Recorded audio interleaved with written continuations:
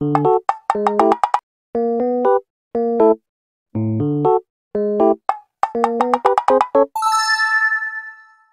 baby nuts! Welcome back sa aking YouTube channel. New vlog po tayo ngayon. At kung bago ka pa lang, don't forget to subscribe para ma-notify ka pa sa mga susunod kong video. We will talk about my acne journey. Kung paano ko natanggal ang pimples ko, kung paano ako nakakuha ng clear skin at marami pang iba. So before we start, like, share, subscribe, and hit that notification bell for more videos. Let's go! So, napansin ko ang daming sa inyo na nagustuhan yung pimples kung paano natin tatanggalin ang acne natin since we have insecurities sa mukha natin. Kung napanood nyo na yung isa, which is eto, kung napanood nyo na yan, may mga nag-ask sa inyo kung ginagamit ko pa rin ba siya or nagpalit na ako ng bago. Well, eventually, yes, nagpalit na po ako ng bago. At first, yun lang yung lagi kong ginagamit since nakakatanggal nga siya ng acne. Yes, tinuloy-tuloy ko lang siya and then eventually, nagpalit na rin ako ng bago.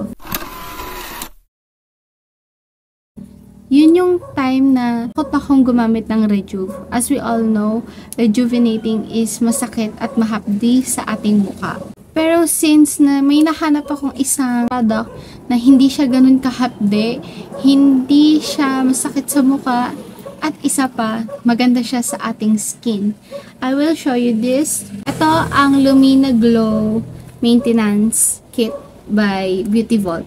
Ginamit ko yung isa na to. Yun yung una kong ginamit, which is yung kulay pink. Yun yung rejuvenating. Rejuvenating muna yung ginamit ko, syempre, bago ako mag-maintenance kit. Rejuvenating kit took me 1 month bago mawala yung mga pimples ko. Yes, nung ginamit ko siya, natakot ako kasi biglang may mga nagsilabas ang mga pimples. May mga chinat akong seller, and nag-research din ako kung normal lang ba magkaroon ng pimples habang nagre-rejuve. To be honest, yes, okay siya. Normal lang kasi talagang magsisilabasan yung mga pimples and after magsilabas ng lahat ng pimples, eventually mawawala din siya. So, yun yung good thing about this Lumina Glow. Actually, nung after kong gumamit nun, 3 weeks, nakita ko na nagiging glass skin na nga yung mukha ko. Madami ding nakapansin sa mga kaklase ko na ang kintab nung mukha ko.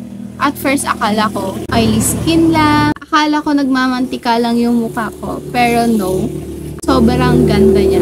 Na kahit ganunin ko yung mukha ko, wala akong oily face. Hindi na nag-oily yung face ko.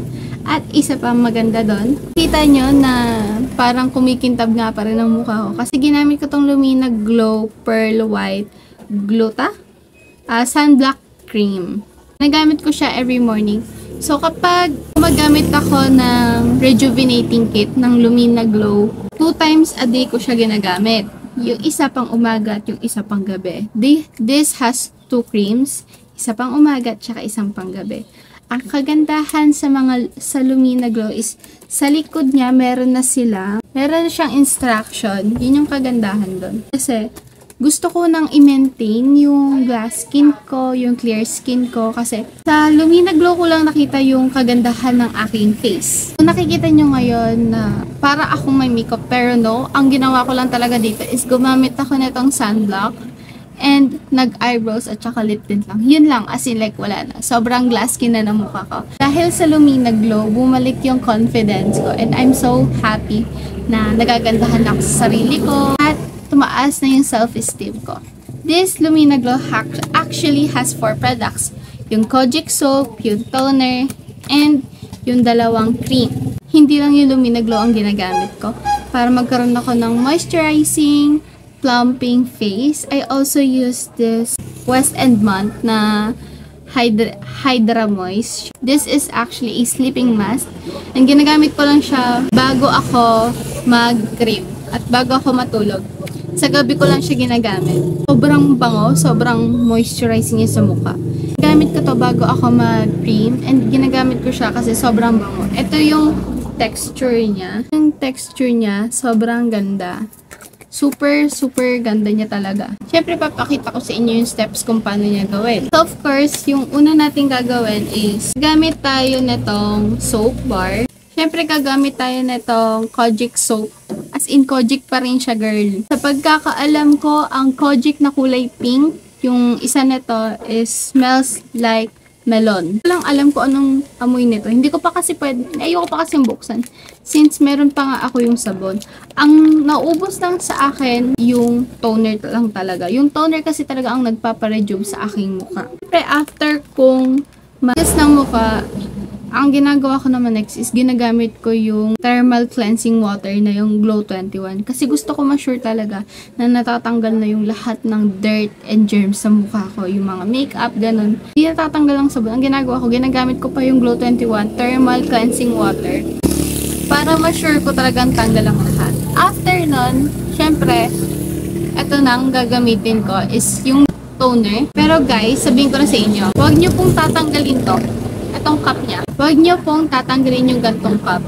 Tinanggal ko yung akin and nagsisisi ako. Kasi, napansin ko na parang natatapon siya. Kaya, ang bilis din nung maubos ng akin dahil natatapon din kahit nakasara na. Ang ginagawa ko is always gentle lang sa mukha ko and upwards. Hindi ko siya kinukuskus sa mukha. Kasi, pwedeng masira ang skin barrier natin. Meron tayo yung mismong cream niya. This is the Lumina Glow Maintenance Kit Sun Cream. SPF 45 na siya. Ginagamit ko yun every time na aalis ako. Nag-a-apply ako every 3 hours or di kaya every time na lalabas ako ng bahay. Next one is, syempre, kapag gabi naman, after toner, ang ginagamit ko naman itong Maintenance Kit Night Cream. Bago ko pala gamitin to, is naglalagay muna ako nito, tapos tatapat ako sa electric fan habang minamassage ko yung face ko. Bago ako maglagay, kapag dry ko na yung moisturizer, any moisturizer will do.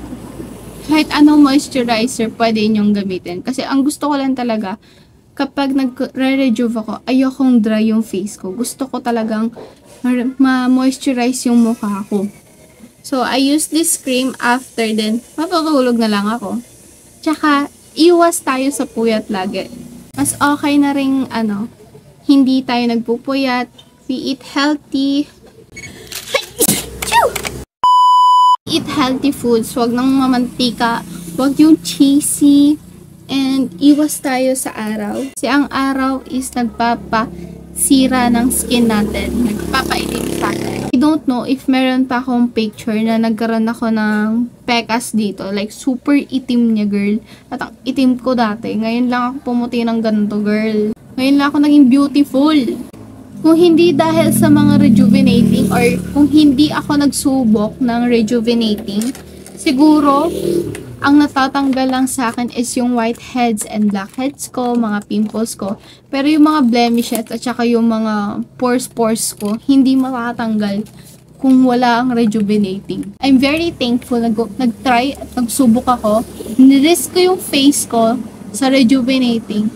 Kasi, talagang takot ako sa rejuve kasi alam kong may mga nagsasabi talaga sa akin na mahapdi siya, masakit sa mukha. I'm glad na nag-try ako and super, super happy ako na ito yung nakuha ko. So, watch this video kung paano ko gamitin tong maintenance kit. Kuhan nyo kung paano nyo siya dapat gagamitin at hindi kayo magkamali.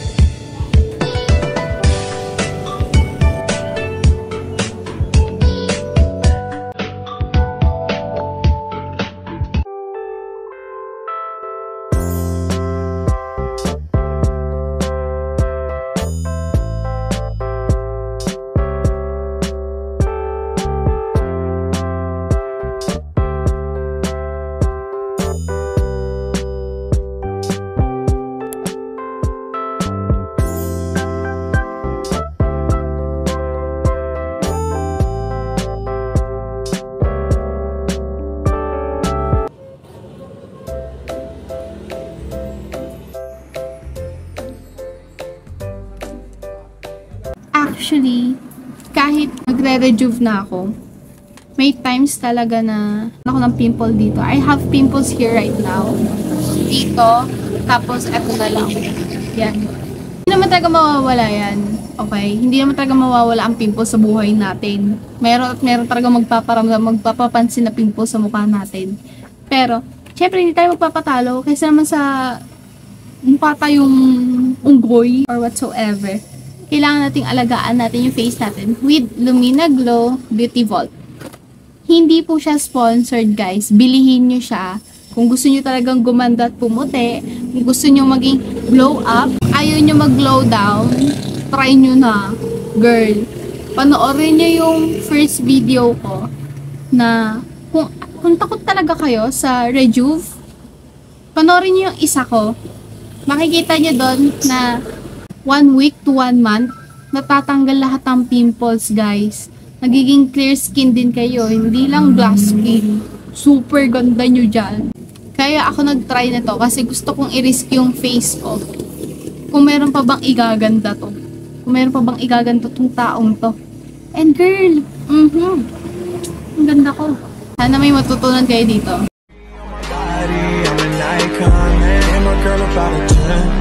I should fuck her in the best.